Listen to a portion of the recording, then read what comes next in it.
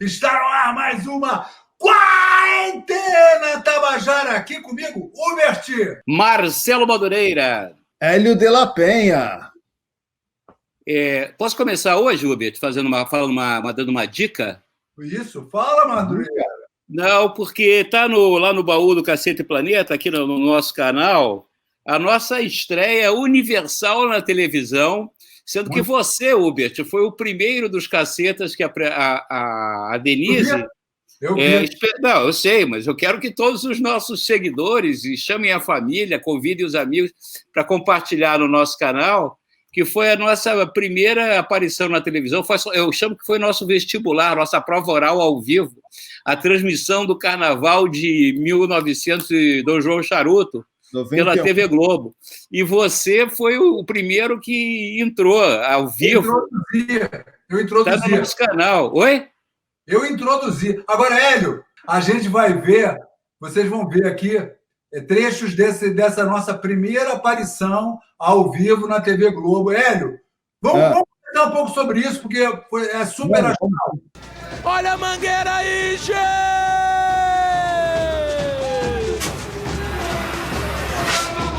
Desculpem a nossa falha, na realidade a gente está aqui com o Neguinho da Beija-Flor. A redação da Caceta Planeta volta em edição extraordinária com nada mais nada menos que Caetano Veloso. Gal, você já ganhou ou já perdeu mais namorados nesse carnaval? É verdade, é verdade. Hubert era o nosso galã, né, Madureira? Era bonitão. Até hoje, né? Até você e o Hubert disputam ali. Hoje, por acaso, eu estava lembrando a primeira vez que eu te vi, Hélio de la Penha. Por favor, não confunda isso com viadagem, por favor, hein? Por favor. Mas eu lembro que foi numa reunião do Centro Acadêmico da Escola de Engenharia, as das primeiras, eu vi assim, primeiro, que você era o único negro, né, naquele bando de brancos, né? Só que você, cara, alto, olhos verdes, magro, assim, e com um pote, eu falei, caramba, esse cara deve ser um rei. Um forte real de rei Zulu, cara. E você era um cara sério, você se... Deixa eu ver que eu tenho uma linhagem nobre. Outro dia eu fiz o meu exame de DNA no African Ancestry. Aí deu que justamente a minha origem a minha família vem de Camarões. A minha linhagem materna. Camarões. A sua cidade, você é da cidade de Muqueca? Qual foi o site, Hélio? Qual foi o site que você pesquisou? African Ancestry. Ancestry, sei. Esse site foi recomendado pelo livro de história, aquele livro de história do Laurentino? Exatamente. Escravidão. Certo. Muito bom, aliás. Então você tem realmente uma origem real, é isso? Não sei se é real, né? Mas eu estava lembrando, não sei porquê, a primeira vez que eu te encontrei, eu fiquei muito impressionado, cara. Porra. Nós estávamos falando aqui do nosso galã Hubert, que foi o cara que inaugurou na televisão. E sabe, aí eu estava vendo assim a nossa atuação naquele dia, super acanhado, natural, enfim, primeira vez e tal. E, cara, como é que deixaram continuar? Porque era muito bom, porque você falou a palavra, era natural. Conteúdo, não foi pela atuação, porque assim, como a gente vem da redação, a gente não vem do palco, a gente podia ter uma atuação meio assim, mas assim, as pessoas estavam interessadas naquele ineditismo, né? De estar entrevistando personalidades, fazendo piada junto com pessoas reais. E aquilo foi a primeira vez que aquilo aconteceu. Quer dizer, primeira vez não, porque o Marcelo Tais chegou a ensaiar isso um pouco antes. Não, ele fez, de fato. Bastante, tá? Mas assim, com aquela espontaneidade, com aquela ideia de grupo, com aquela ideia de pessoas desconhecidas fazendo. Quem são esses caras? Quem são esses caras que estão aí no meio do carnaval, com tanta gente famosa, aí a gente fazendo o intervalo? Era uma coisa...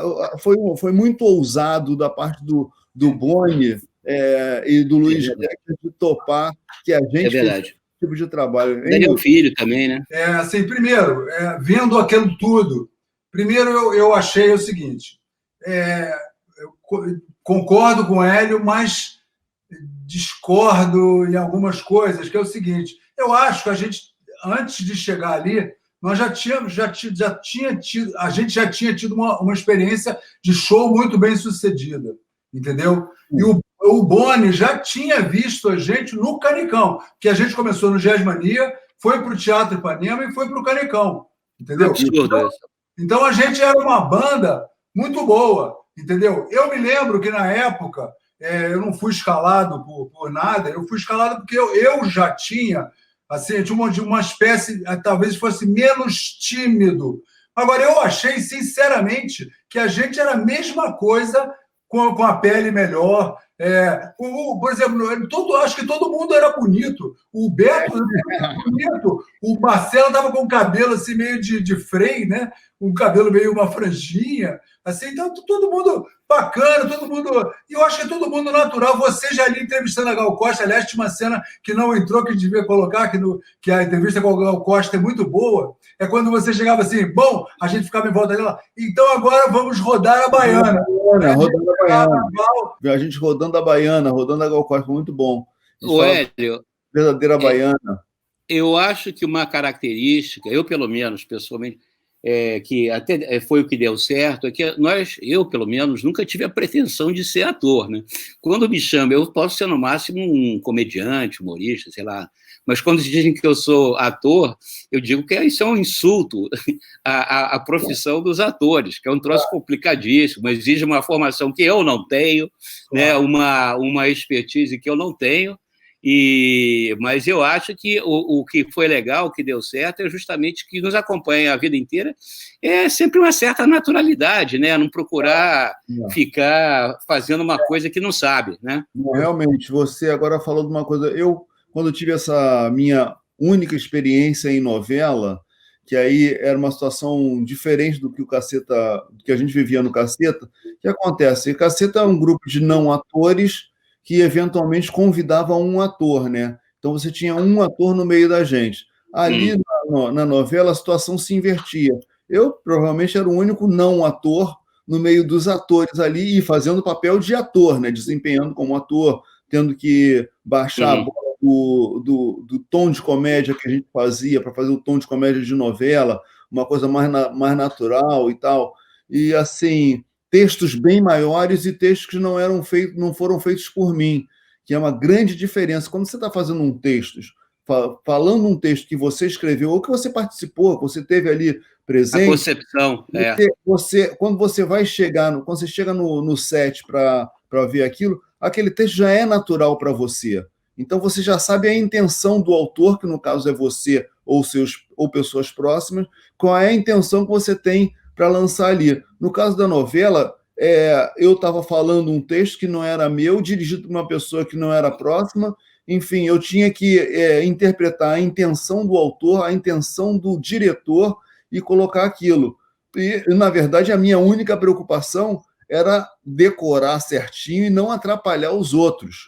Claro. Eu ficava muito impressionado e realmente, assim, por mais que a gente fale, fulano de tal...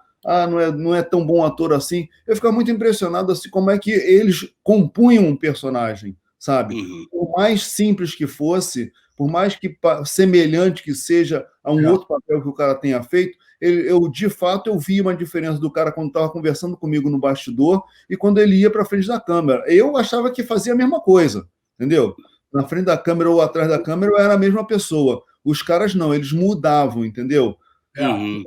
Teve até uma situação numa cena que estavam vários atores, Reginaldo Faria, Humberto Martins, Juliana Paz, Malu Gali, tal, todo mundo assim, eu no meio ali. Cara, me dá uma vontade de pegar o celular e fazer um selfie. Falei, porra, bicho, ninguém é muito fera, pelo amor de Deus. Ficava assistindo. A Globo trazia todo mundo para o nosso camarote. E a gente, na classe artística, a gente já era conhecido. Tanto que eles vinham. Pelo show. Estava entrando na moda. Mas. Não, faziam muito ao nosso show no Jazz Mania. A gente fez porque a gente lançou o nosso show exatamente na véspera da estreia do TV Pirata, que a gente era autor. E o que acontece? Segunda-feira era um dia de folga dos atores, dos cantores e tal, da classe artística. Então, eles iam lá nos assistir. e começou a rolar um burburinho de que tinha um show diferente, a galera começou a ir. Então, realmente, a gente era, de alguma maneira, conhecido pela classe. Agora, falar um pouquinho da pré-produção desse carnaval, que foi muito interessante, a gente recebeu esse desafio, eu acho que mais ou menos uns 2 meses antes do carnaval acontecer, e a gente sentou e começou a escrever perguntas atrás de perguntas. A gente fez, sei lá, talvez umas 500 perguntas divididas entre a pergunta para o carnavalesco, pergunta para bicheiro, pergunta para garota de programa, pergunta para destaque de escola de samba, ator, músico, e a gente tinha lá aquele calhamaço de perguntas, e cada vez que a produção trazia uma figura, eu falava, o que é? Ah, fulano é bicheiro. Aí pegava as perguntas de bicheiro e vamos lá. Fora que a gente inventava na hora também, né? Foi um trabalho realmente exaustivo. Foi... Uma coisa de louco era o seguinte, primeiro, ferido não tem socorro. Era ao vivo. A gente fez um teste, era um teste que durava 8 horas por 2 dias, e não tinha como. Eles não tinham um plano B. Se desse uma merda no primeiro frame, os caras iam ter que aturar aquilo os 2 dias, ou sei lá, ia ter que inventar, trazer. Tirava do ar. Não sei como é que é. Vou contar uma história que eu me lembro porque essa aí tem coisas que eu não lembro, que a gente não lembra, provavelmente foram coisas do grupo e tal, mas essa eu me lembro porque eu estava sozinho. A gente tinha uma casinha ali no Jardim Botânico, não era aquela casinha na frente da lagoa, não, era uma outra casa na lagoa, que a gente trabalhava lá, era naquela época do... Tava TV Pirata. Estava acabando a Armação Ilimitada. Não sei. Acho que a armação já tinha acabado. Era o seguinte, a gente estava na sala, a gente estava em negociações, e quem estava conduzindo essas negociações era o Luiz Glazer, que é um grande diretor de televisão, uma pessoa que é meu amigo até hoje, eu troco mensagens com ele de vez em quando, é um cara muito legal, e ele tem aquela voz, aquele jeito do Glazer, fala meio assim e tal, assim, e eu me lembro que ele estava conseguindo, ele estava negociando esse negócio, porque o Boni tinha visto o nosso show, não foi no Jazzmania, mas ele já tinha visto o nosso show no Canecão, que era era o mesmo show, mas era um show da gente, entendeu? Era o show que todo mundo ia ver, era o show do momento e tal, era o show que pegou. E o Boni, eu me lembro que ele ficou emocionado, bateu palma, não sei o que lá, e a gente estava no TV Pirata, aquele negócio todo, e estava ali, e eu me lembro que estava nessa casinha, eu, o Mauro Razzi e o Falabella, nesse dia, nós 3. Nós estávamos trabalhando, tá? Não estávamos fazendo nada aquém disso. Aí o telefone tocou, aí eu queria falar com o Uber e tal. Aí eu falei assim, aí o Guilherme falou, olha, o Uber, o Boni topou, junta a galera aí e tal. Naquela época, eu, por acaso, era o elo de ligação, Caceta, Planeta, não foi só naquela época, passou. Né? Mas aí o Glazer ligou. Aí eu falei, caraca, eu falei pro Falabella e pro Mauro Razzi, a gente vai aparecer na televisão no Carnaval na Sapucaí. Aí o Falabella e o Mauro Razzi ficaram olhando assim com uma cara para mim. Mas que morena ambiciosa. Mauro Razzi, saudoso Mauro Razzi, querido Mauro Razzi, grande Miguel Falabella. Hein? Pô, a gente teve o privilégio, né, de trabalhar com esses caras logo no começo. Verdade. Mas só para essa primeira transmissão, o que eu tenho a lembrança assim, mais forte foi a minha entrevista com a Luma de Oliveira, que apareceu lá no camarote, só de biquíni, né? Naquela época podia, que eu tive assim uma epifania, né? Eu tive assim, foi a coisa mais perto que eu já fiquei da perfeição. Era uma coisa assim que, cara, boquiaberto, né? Enfim, abalou realmente o meu eu, cara, profundo, o meu hino. Mas eu me lembro,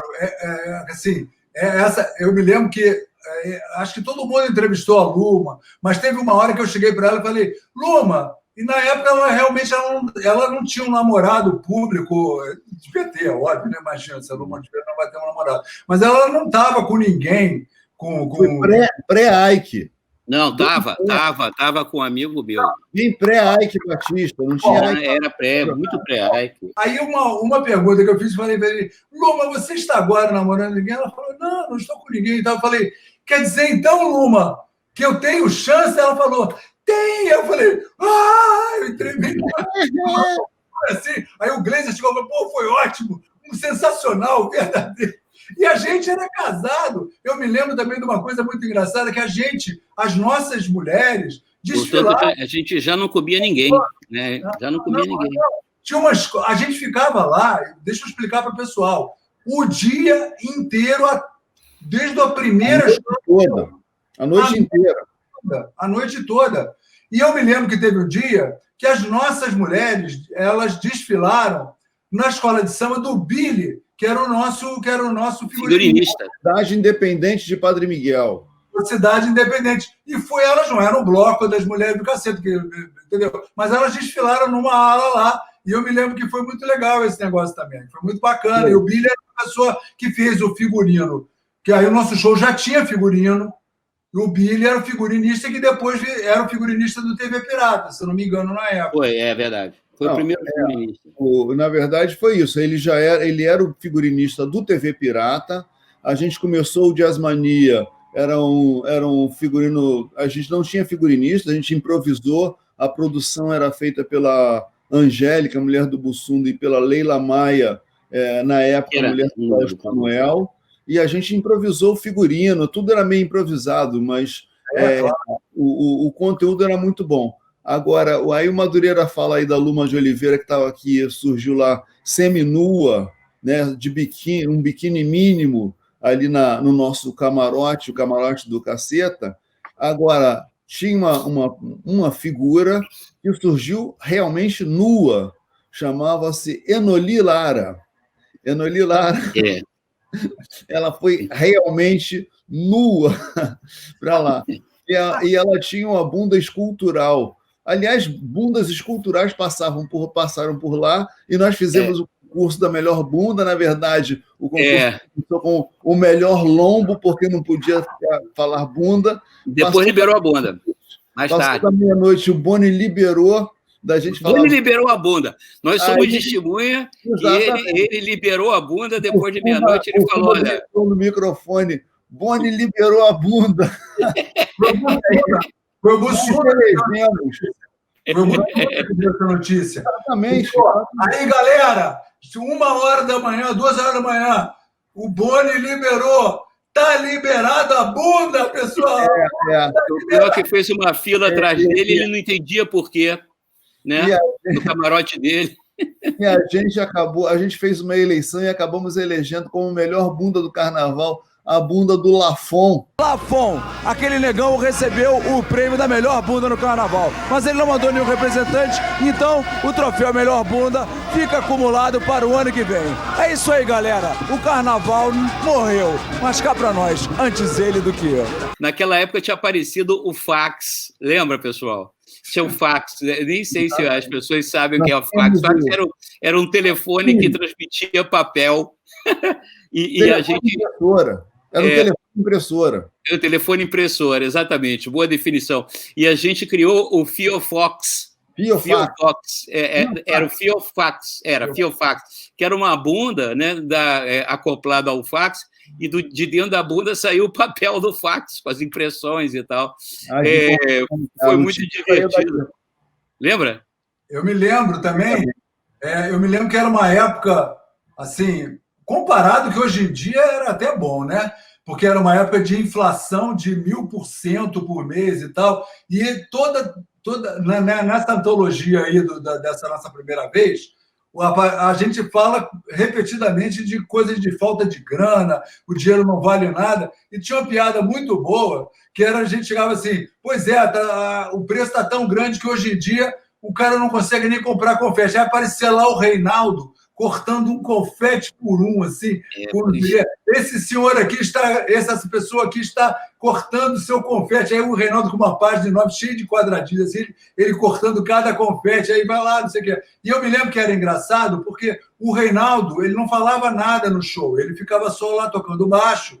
E o Cláudio, que é talvez o nosso maior falador hoje em dia, né? Ele hoje em dia, né? Ele também, na época, ele era o nosso cantor, ele era o nosso crooner. Ele cantava bem, que ele tinha Era o Claude Maniel. Claude Maniel, exatamente. E tinha também, vamos dar um abraço para ele aqui, se ele estiver vendo, o Emanuel Jacobina, que até hoje é autor de várias músicas, autor de várias coisas. Cristão. Ali no começo do grupo, né, ele participava, ele também tinha uma coisa meio administrativa, mas depois ele seguiu uma outra carreira que ele prossegue até hoje.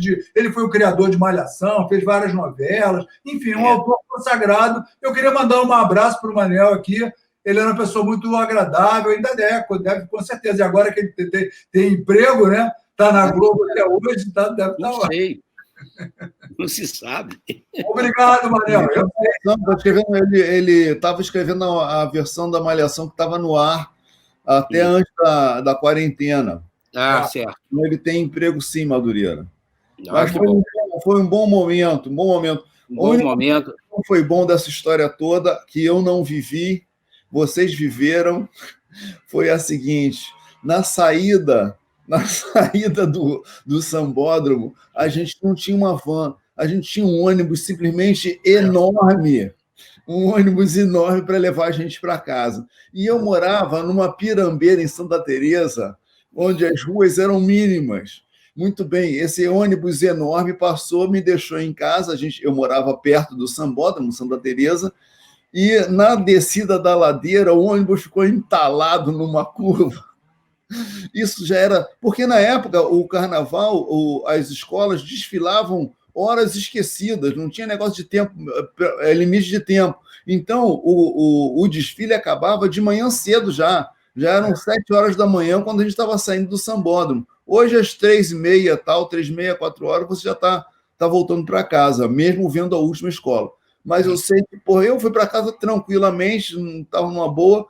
E no dia seguinte, quando eu me encontrei com as pessoas, com vocês, particularmente o Beto Silva, tava puto pra caralho, porque o ônibus ficou entalado e disse que a culpa era minha, que eu tinha que saber. Cara, eu não tinha a menor noção de qual era o caminho que o ônibus ia tomar. Sei que você já estava recolhido no seu leito lá, dormindo com a paz dos anjinhos, e a gente lá para frente, para trás, manobrando o ônibus, para tentar desentalar da tua rua. Essa é que é a verdade. É o seguinte, o ônibus saía do centro e aí havia uma espécie de progressão passando pela casa de todo mundo. Um morava no Botafogo, eu na época morava no Jardim Botânico, o Marcelo também, o Beto morava também, acho que Botafogo, Flamengo, alguma coisa. E eu me lembro que o primeiro da fila era o Hélio.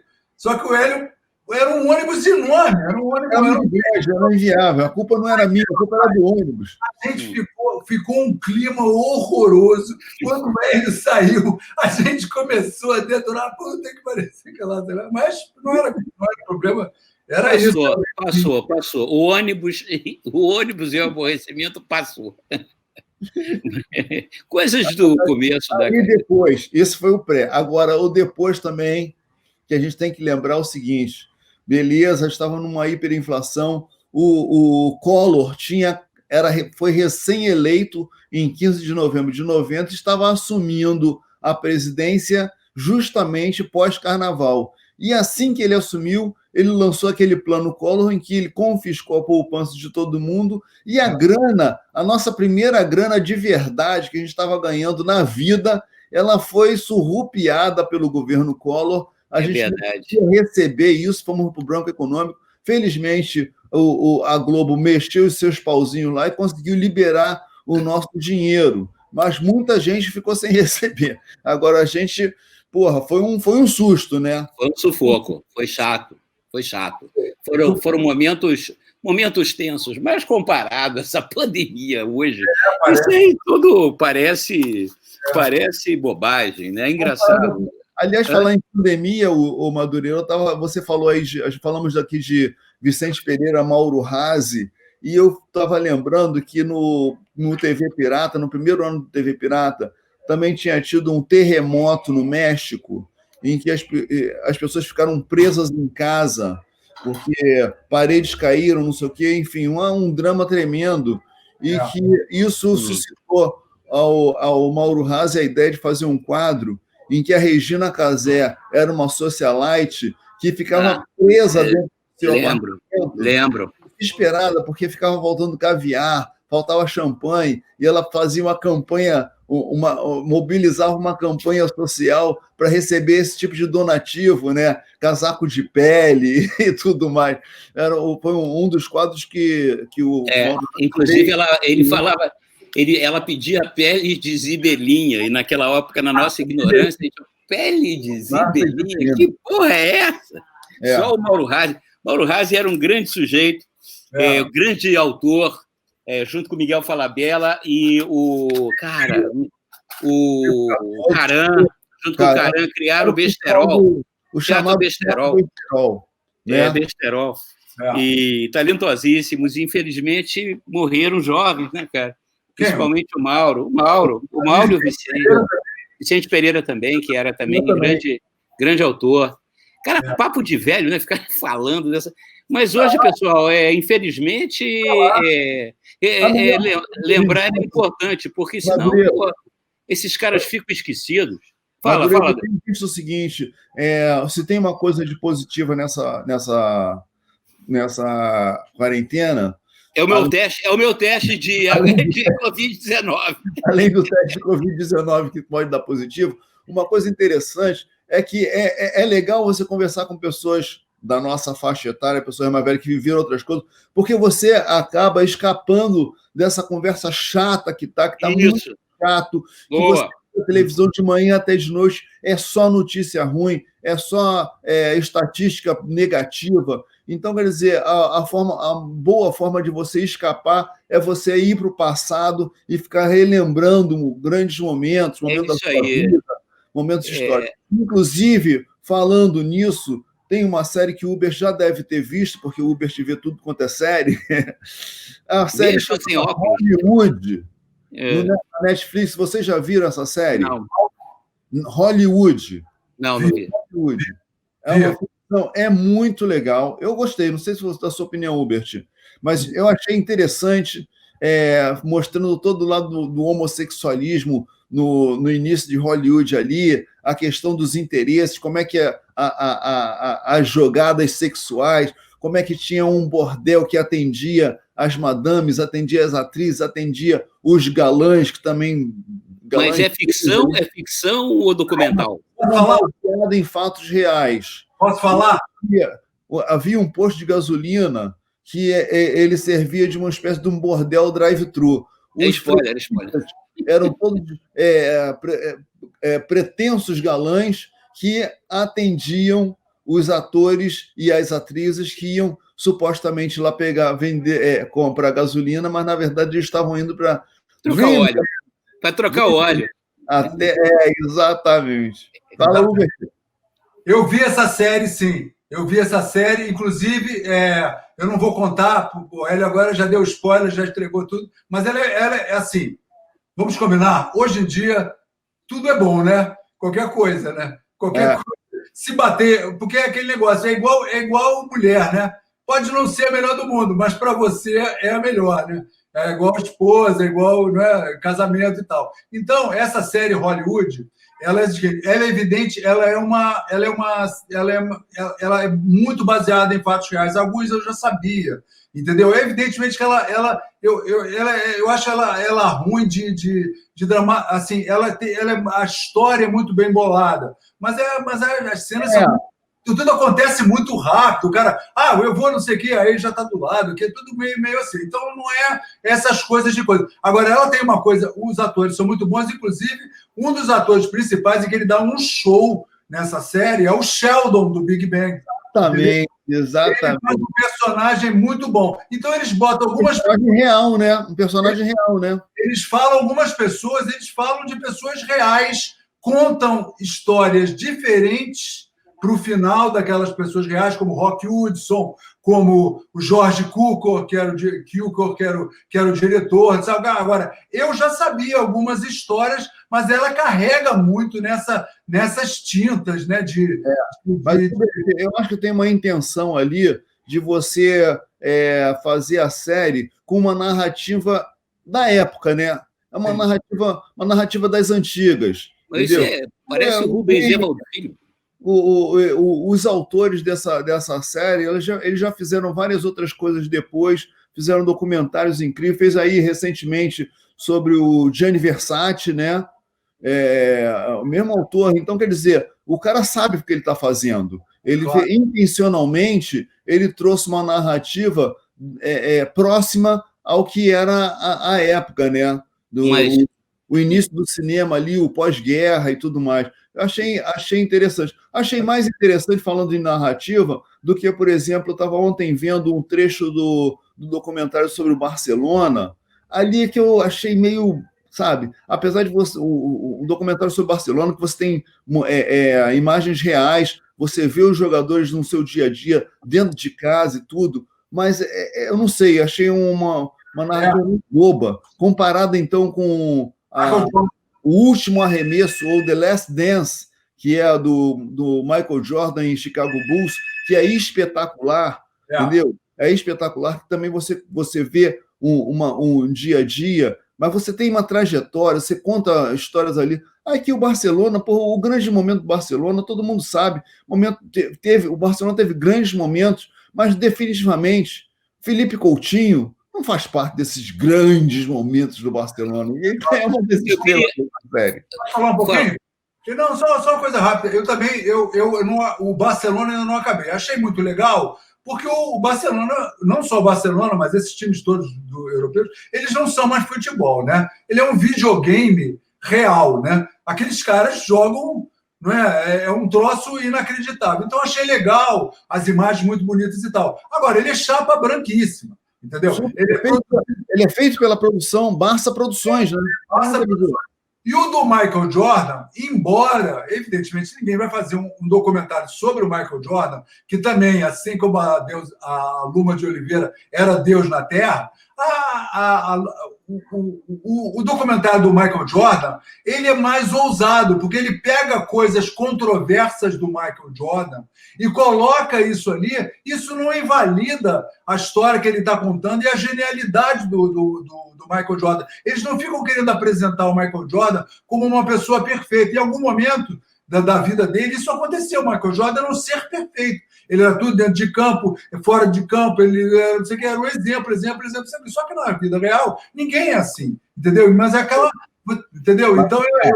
Agora, na vida real, ninguém faz aquelas cestas, né? O cara é animal. Animal. Ele tem uma coisa... Você não fale assim do Michael Jordan.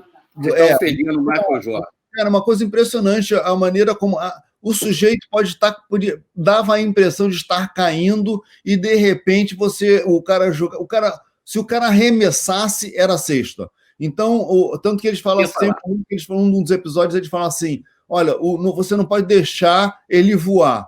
Ele saiu do chão com a intenção de fazer a cesta, meu irmão, já era. Era assim, era uma coisa impressionante. Agora, outra figura também, nesse documentário, uma figura também que é espetacular de se acompanhar é o Dennis Rodman, né? É uma figura engraçada. Parece que estou no programa do Rubens Evaldinho Filho aqui, cara. Vamos mudar o rumo dessa prosa. Eu quero saber. Peraí, não. Você já falou muito, agora é só minha vez que eu não falo tão bom. Fala muito aí. Eu quero saber, uma pergunta que eu quero fazer ao Uber, até. Eu quero saber se naquela época que a gente começou a aparecer na televisão e você apareceu definitivamente como o galã, né, o sex symbol do Cacete Planeta, se o sucesso lhe subiu a cabeça daquela parte remota da sua anatomia, que me refiro. Não, porque eu já era casado, nós todos. Coloque-me fora dessa. A gente vai fazer sucesso casado, é uma otarice danada isso, cara. Não. vê aí, agora. A única diferença que fez, Marcelo, é que com o sucesso, a minha mulher passou a dar para mim, entendeu? Que não acontecia antes, desde que eu tinha casado, entendeu? Agora, vamos dar um... Hubert, conta aquele caso do pessoal que te flagrou na rua, que falou que você desmentiu a nossa filosofia de não comermos ninguém. Conta aí. Essa é muito boa. Lembra? A Regina estava grávida, aí, seu caceta. Sim. Não, era o seguinte, eu tava o seguinte, a Regina, minha mulher, estava grávida, com barrigão, e o pneu do nosso carro furou. Aí, no meio da Avenida das Américas, na Barra, nessa época eu já tinha mudado do Jardim Botânico para Barra. Então, eu saí para soltar o pneu e a Regina ficou do lado de fora, assim, né, com barrigão, assim, e eu lá, torcendo para tirar o pneu, não me lembro que carro tinha, na época não era um carro modesto, assim, e tal. Aí eu me lembro que parou o carro e falou, vindo a minha mulher grávida, aí, seu caceta, finalmente comeu alguém. É com essa mensagem de alto astral que a gente pede para que você assine o nosso canal, dê o seu like, avise para os amigos, dissemine igual o Covid-19 por aí, porque esse é o canal do Caceta e Planeta, vivo como sempre, com esse altíssimo astral. Eu queria pedir aos meus colegas aqui, eu tenho certeza que eles vão concordar, vamos dedicar esse programa de hoje à memória dos nossos queridos Aldir Blanc e Flávio Migliaccio, que com a sua arte também, durante tantos anos, aí estiveram aí divertindo a moçada e também construindo coisa muito bacana. Então, para terminar para cima, né, vamos dedicar esse programa à rapaziada aí que subiu, né, para animar lá em cima, que deve estar ficando cada vez mais bacana. E eu passo o microfone aí para as despedidas aí dos nossos amigos. Enfim, vamos lá. Eu quero aproveitar esse momento agora final para fazer um apelo para vocês, que o coronavírus está aí, a quarentena está, o bicho está pegando na quarentena, está chegando muito forte nas favelas, portanto, vamos aqui apoiar as mães da favela, mãesdafavela.com.br, deixa a sua doação. A Central Única das Favelas fez esse projeto e está doando R$120 para cada mãe de favela que se cadastrar nesse site, e para segurar a onda nesse período muito difícil que é para quem não tem condições, não tem renda para ficar em casa, e tem que ficar em casa porque realmente as coisas estão muito perigosas. Então, mãesdafavela.com.br, onde vocês podem fazer a sua doação, tá? Me despeço aqui e espero vocês na quinta-feira, às 21h30. Não, terça-feira tem o live. Hoje tem live, mas não sei se vai ao ar ainda hoje. Hoje, não sei. Hoje não sei se dá tempo. Na quinta-feira, às 21h30, a gente vai estar conversando com Maurício Meirelles, um comediante sensacional da nova geração, que está, inclusive, com um especial espetacular no Netflix. Vocês podem assistir antes para saber do que a gente vai falar na quinta-feira. Um grande abraço para todos e até lá! Vai, Gavião. Obrigado. Valeu. Aldir Blanc, Flávio Migliaccio, hashtag para sempre. Entendeu? Um abração para vocês. Beijos para todos. Um beijo. Valeu. Tchau, rapaziada.